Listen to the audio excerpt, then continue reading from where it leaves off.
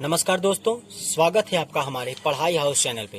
Friends, मैं आज आप लोग के लिए फिर से एक नया टॉपिक लेके आ गया हूँ, समास। जैसे कि प्रीवियस वीडियो में हमने आप लोग को बताया था कि मैं आप लोग को समास के बारे में भी बताऊंगा।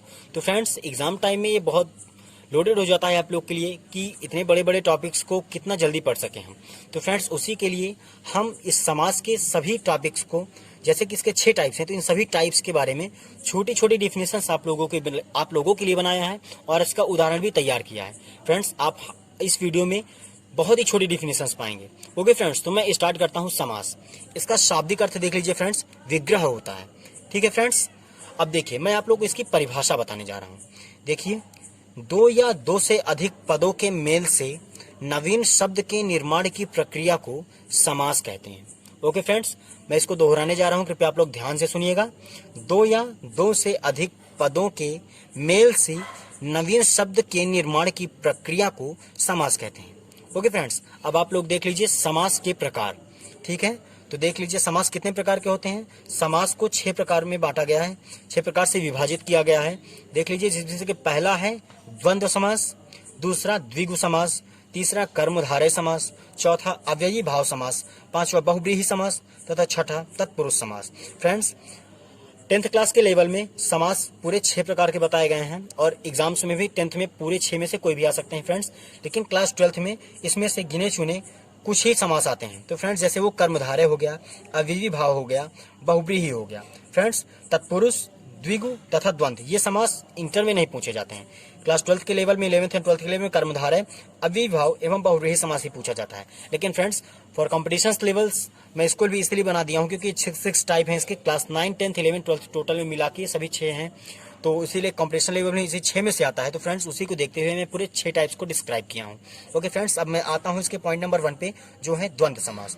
तो फ्रेंड्स, द्वंद्व समास के बारे में आप लोग देख लीजिए।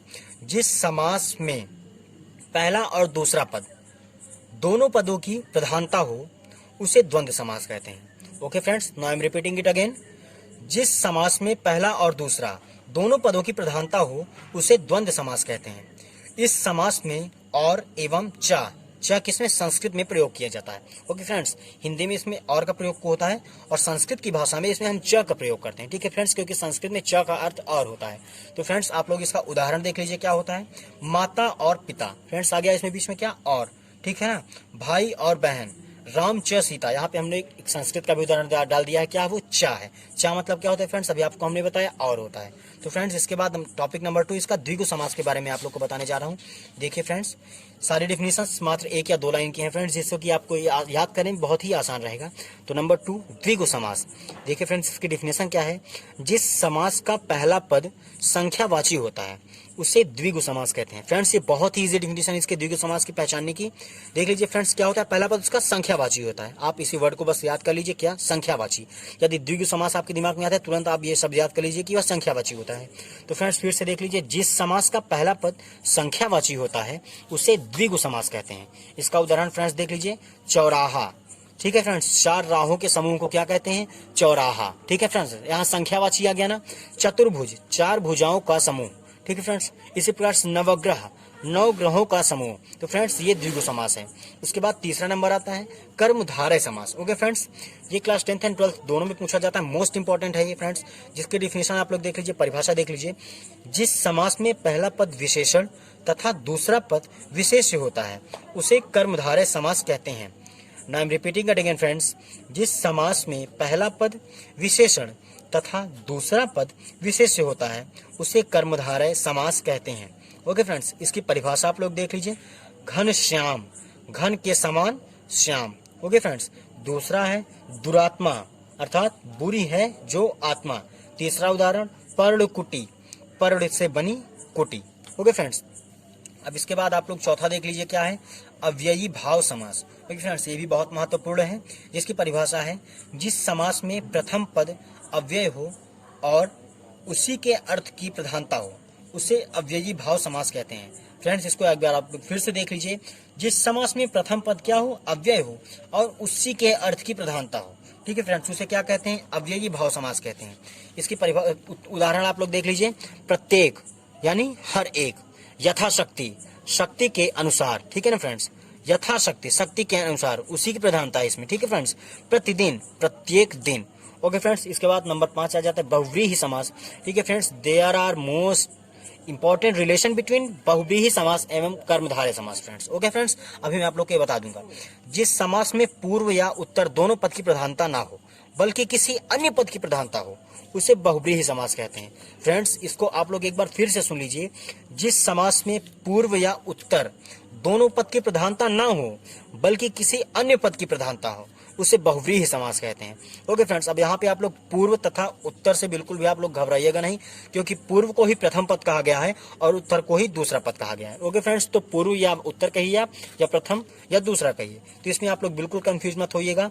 फिर से देख लीजिए, जिस समास में पूर्व या उत्तर दोनों पद की प्रधानता ना हो बल्कि किसी अन्य पद की प्रधानता हो, उसे बहुव्रीहि समास कहते हैं। ठीक है फ्रेंड्स, इसका उदाहरण आप लोग देख लीजिए। नीलकंठ, नीला है कंठ जिसका अर्थात शिव। पीतांबर, पीला है अंबर जिसका अर्थात कृष्ण। गजानन, गज के समान मुख है जिसका अर्थात गणेश। अब देखिए फ्रेंड्स, ये सब जितने भी उदाहरण हैं आप इसको कर्मधारय में लिख सकते हैं, लेकिन कब? जब आप इसमें से जिसका शब्द हटा देंगे। तो यदि आपको यह उदाहरण कर्मधारय में लिखना है तो आपको मात्र लिखना होगा, जैसे नीलकंठ आ गया तो आपको मात्र लिखना होगा नीला है जिसका, नीला है जो कंठ, मात्र फ्रेंड्स इतना लिखना है आपको। क्या लिखना है? नीला है जो कंठ। पीतांबर में पीला है जो अंबर, ठीक है फ्रेंड्स, जिसका उसमें नहीं लगाना है आपको, क्योंकि जिसका अगर आप लगा देंगे तो वह बहुव्रीहि हो जाएगा। तो फ्रेंड्स, जैसे गजानन, गज के समान मुख, ठीक है फ्रेंड्स, गज के समान मुख, मात्र इतना होगा किसमें? कर्मधारय में।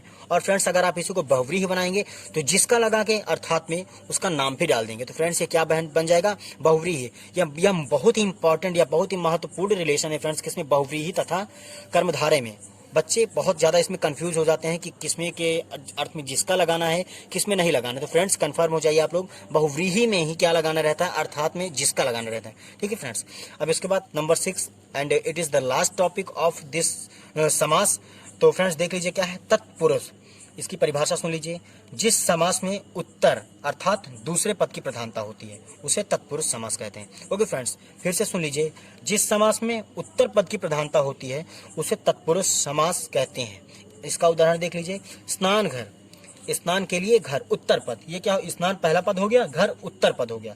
इस तरह रथ पहला पद हो गया, चालक दूसरा पद हो गया। गंगा पहला पद हो गया, जल दूसरा पद हो गया। जल पहला पद हो गया, धारा दूसरा पद हो गया। ओके फ्रेंड्स, तो स्नान घर, स्नान के लिए घर, तो इसमें किसकी प्रधानता है? घर की प्रधानता है, क्योंकि क्या है? ये दूसरा पद है। इसकी डिफिनेशन है हमके, आपको क्या बताया हमने? जिस समास में उत्तर पद की प्रधानता हो उसे तत्पुरुष समास कहते हैं। तो देख लीजिए, स्नान घर, स्नान के लिए घर। दूसरा उदाहरण रथ चालक, रथ को चलाने वाला। ठीक है फ्रेंड्स। तीसरा उदाहरण गंगा जल, गंगा का जल। And last example of this topic is जल धारा, जल की धारा। ठीक है फ्रेंड्स, होप कि आप लोग का क्लियर हो गया। तो फ्रेंड्स, इसी के साथ संधि आपको हम लोग पहले वीडियो में बताया है और इस वीडियो में हमने आपके समास के बारे में बता दिया। तो फ्रेंड्स, समास आपका खत्म होता है, क्योंकि ये 6 प्रकार के होते हैं। मैंने आपको सब बता दिया, वो सबके क्या नेम्स हैं फ्रेंड्स, मैं आपको फिर से बता दे रहा हूँ। द्वंद्व समास, द्विगु समास, कर्मधारय समास, अव्ययीभाव समास, तत्पुरुष समास तथा बहुव्रीहि समास। ओके फ्रेंड्स, ये 6 प्रकार के समास हो गए। तो समास भी अब क्लियर हो गया। फ्रेंड्स, आप लोग रेडी रहिए हमारे नेक्स्ट वीडियो के लिए। ठीक है फ्रेंड्स, तो हमारे चैनल को आप लोग लाइक कीजिए, सब्सक्राइब कीजिए, शेयर कीजिए एंड फ्रेंड्स बेल आइकन दबाना मत भूलें and wait for next video. Okay friends, जय हिंद।